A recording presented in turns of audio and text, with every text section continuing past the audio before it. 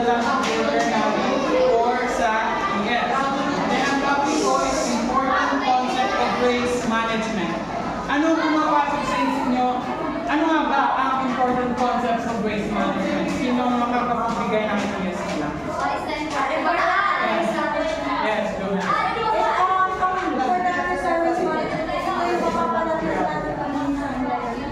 Tama. Dito, ang focus nito is focus on sustainability and minimizing waste, preventing and minimizing waste management. Actually, sino makakapagbigay ng waste management? Marami tayong methods kung paano nga ba. Yes. 3 R's. Matatapon natin yan. Actually, meron pa. Magbibigay ako ng tatlo, we have the landfill, pyrolysis, and incineration. Familiar pa kayo sa tatlong yun? No. So yung landfill is a site where the waste is buried. So ito yung imbaka ng mga basura. Yes. And then yung pyrolysis is process of heating waste, breaking down into useful products like charcoal. And then yung incineration, ginagamitan na high temperature, converting into ash or gas. So, ang goal natin, waste management is essential for reducing environmental impact. Goal, waste minimization through proper practice and policies, di ba? Yes. True. Dito, waste hierarchy. Sino makakapagbasa? The waste hierarchy refers to the 3 R's, reduce, reuse, and recycle, which classify waste management strategies according to their desirability in terms of waste minimization. The waste hierarchy remains the cornerstone of most waste minimization strategies.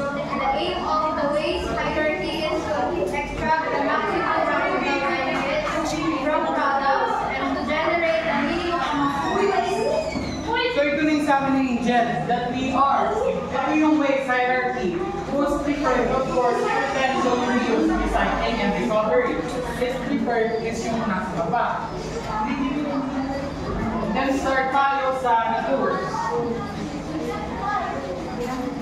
Pwede yung kabasa ka? Ito lang sa Waste minimization is the practice and policy of reducing the amount of waste produced by a person life. Part of the wider aim of waste reduction is also as a component of the waste. Reuse is an item more than once. This includes conventional waste, where the item is used again for the same purpose in new life or a new recycling refers to reusing that breaks down the items into raw materials, which are then used to make new items. Also, reusing the entire item as distinct from processing requirement. Use this environmental. Thank you. So reduce, waste minimization, pagbabawas. Diba? Avoiding. Ang iwan natin sa reduce is avoid, and sa reuse naman is extend. Recycling is to transform. Sa reduce naman, pagbabawas. Example, ito, water bottle. Instead of itapon natin, i-discard natin siya, pwede gamitin. Pwede natin gamitin, diba? Sa reuse, ito siya, using an item more than once from the same factor or new, diba? Recycling, breaking down items into raw materials into bagos. And then sa tingin nyo, ano pinakaiba ng reuse sa recycling? Parang kasi may pagkapareho, diba?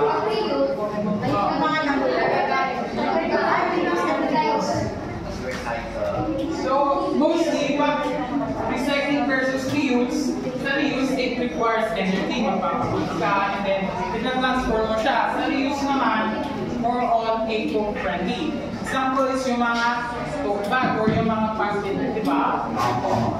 And then dito sa reuse, meron tayong potential advantages sa lahat na Energy and raw materials savings as replacing many single-use products with one reduces the number that need to be manufactured. Reduce disposal needs and costs. Refurbishment and sophisticated sustainable bulk jobs are more developed than manual. Cost savings for business and consumers. Reusable products is often cheaper than many single-use products it replaces. Some other items are better handcrafted and appreciation value. The reuse saves energy and then mura. Makakamura ka, di ba? Yes, and dito naman tayo sa disadvantage. Sinong gustong magbasa? Ronald. Potential disadvantages of reuse are: reuse often requires cleaning or transport, which have environmental costs. Some items, such as rayon appliances or instant auto seats, can be hazardous and energy efficient as they continue to be used. Reusable products need to be more durable than single-use products, and hence require more materials per item. This is particularly significant if only a small proportion of the reusable products are in fact used. Sorting and preparing items for reuse takes time, which is inconvenient for consumers and costs money for businesses. Ito, requires cleaning or yung sinabi ko kanina na kailangan ng energy, di ba? And then minsan, meron yung mga products na hindi na, pag na-reuse na is useless na babawasan ng quality. Example is yung paper, di ba? And then ito, yung sinabi ko sa reduce, avoid, reuse, extend, and recycle, transform. And then last slide is EPR, or Extended Producer Responsibility. Heidi. Extended Producer Responsibility is a strategy designed to promote application of environmental costs associated with products throughout their life cycles into the market price of the products. Extended Producer Responsibility improves accountability over the entire life cycle of products and packaging introduced on the market. This means that firms which manufacture, import, or sell products are required to be financially and physically responsible for such products after their useful life.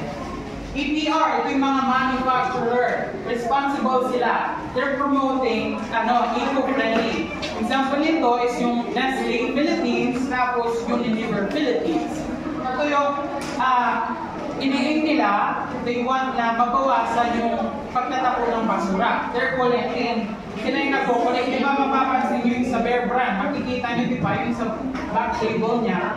Which is, ayun, ito yung responsibilities nila. EPR, we have the Nestle Philippines, tapos yung Unilever. So, thank you for your confidence in us.